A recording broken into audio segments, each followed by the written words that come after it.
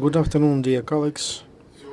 Today at 1 o'clock, terrorists from Semik and Krasnodon, they made a massive missiles, artillery strikes on from grad system on the village Pramozhny in Luhansk, near Luhansk. Losses will inform me about casualties on Facebook. Indeed, that Ukrainian military men were not present in that village. In Donetsk region, they destroyed completely 300 buildings, 42 municipal buildings, and 258 private buildings. Private houses without house. We have 480 families, and that's about 1,000 people.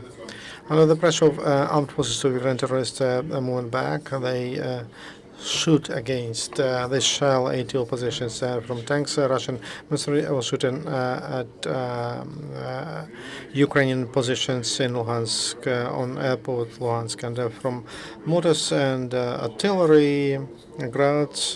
They were striking on block posts of ATL in Ilovaisk, Petropavlovsk, Stuky-Balki, Kranichki, Nizhny Minchenko. The rain around the city is becoming narrow, and ATO forces the cut supplies of weapons and mercenaries from Russia to Donetsk through N21 highway, Starobelsk, Luhansk, Donetsk. Critical for terrorists, that is a lack of resources to organize defense, and in Shakhtar Donetsk, Snizhne, that allows ATO forces to block groups of gunmen in those regions.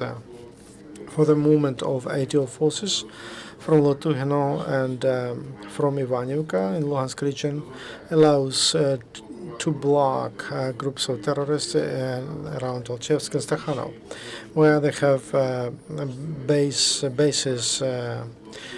ATO block terrorists in Luhansk, and they unblock local airport. Without stopping active combat engagements, Ukrainian army is modernized and recently technically renewed BTR-8 is passed successful test on the test field. National Guards, and they will receive these armed vehicles. They call it Joker here. Yeah, field test of that vehicle, armored personnel vehicle. It's the first Swallow, and they installed anti-accumulation screens and grenade launchers SPG-9, and soon this APS it will be where it is makes no sense to use grad system, and within the distance of 100 meters, you can shoot from a grenade launcher into the window. You can get into the window, a small window from which a sniper is shooting, and an enemy will be destroyed, and the building will have minimal damages.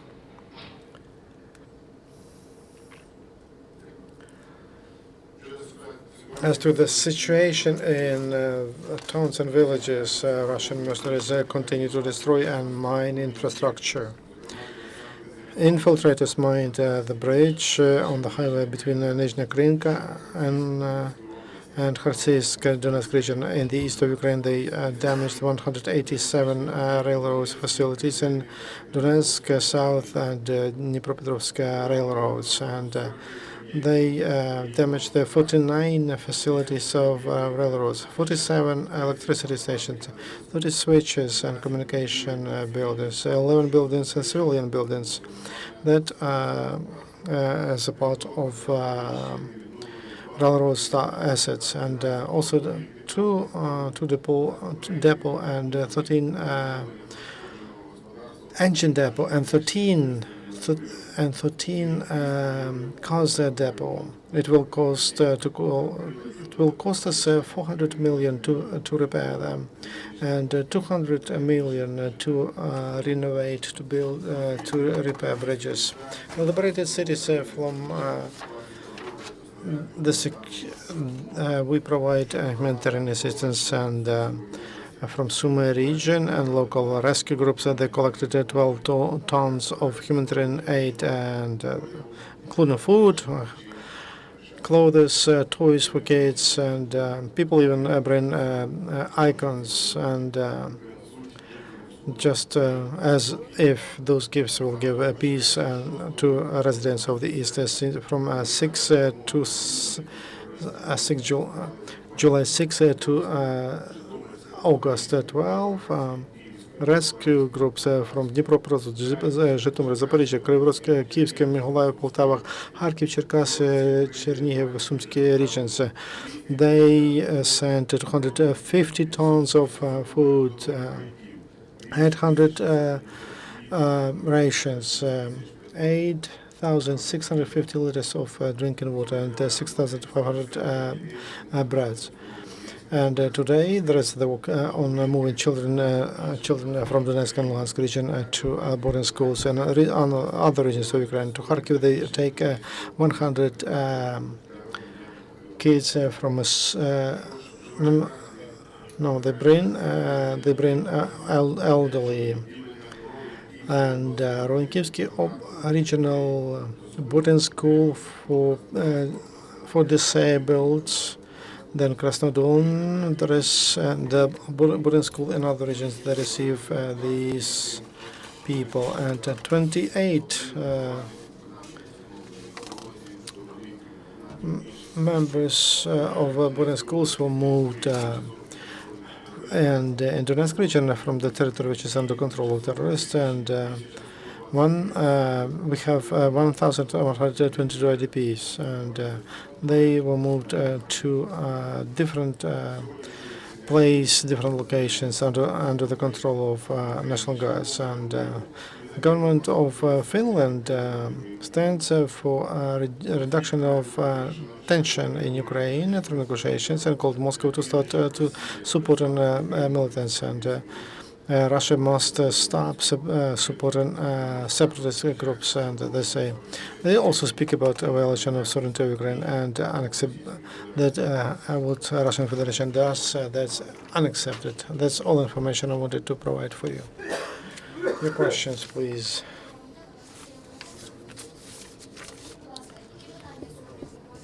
Which issues will be discussed at the urgent meeting of Security and Defense Council, who will represent Mr. Parubi? I'm not ready to tell you about that. And we'll inform you about the results.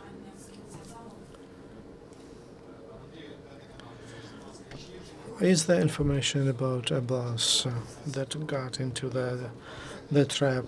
It's not until now detailed information. We don't have details about that. So the information is not ready to make it public. So we are final for some information to come.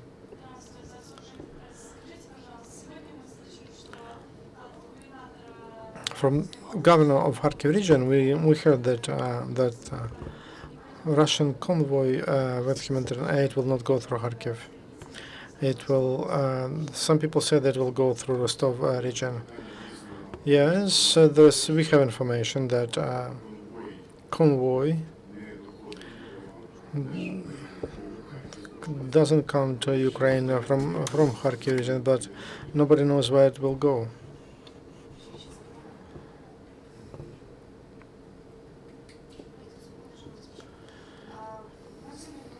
We learned from people from Luhansk that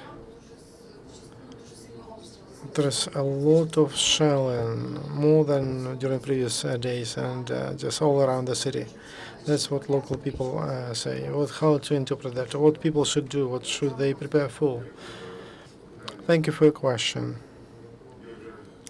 I told that the ring around terrorists is getting narrow, and they are trying.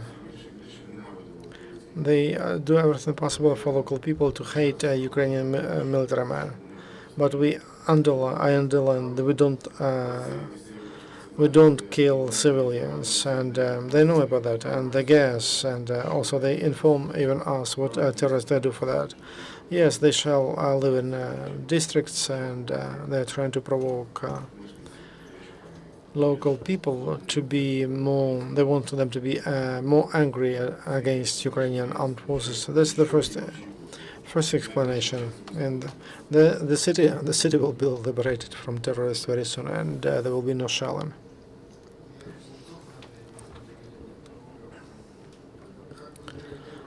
What will be the reaction of Ukrainian armed forces if humanitarian convoy will go through the border in Izvarino? And is the army ready to accompany that convoy if it goes to Lugansk? Any columns and supported or with military men and that don't have a mandate of Red Cross and that are not humanitarian aid under Red Cross are taken as aggressive forces, and the reaction will be adequate to that.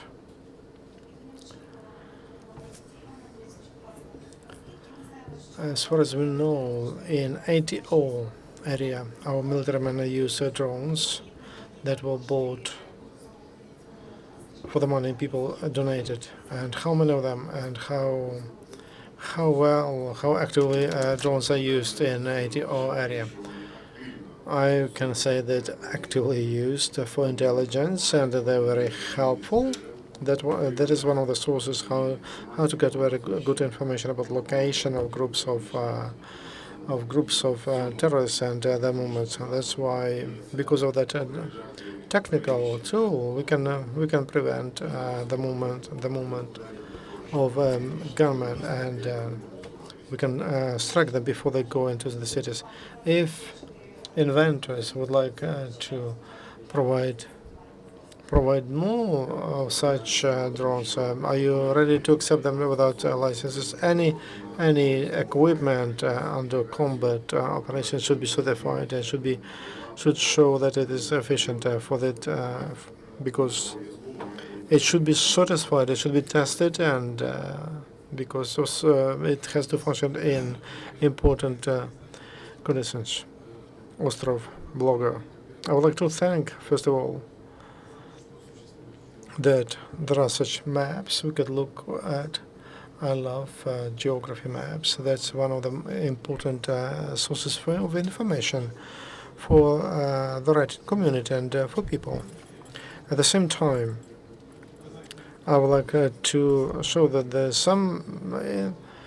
something incorrect, and I am from Donetsk, I know, and it should be corrected. For example, that Ilovaisk, they write with 2L. There should be 1L. About liberation, it was informed yesterday, but that Ugledar was liberated, but it's about 54 kilometers from Donetsk. It's already, it was liberated a long time ago.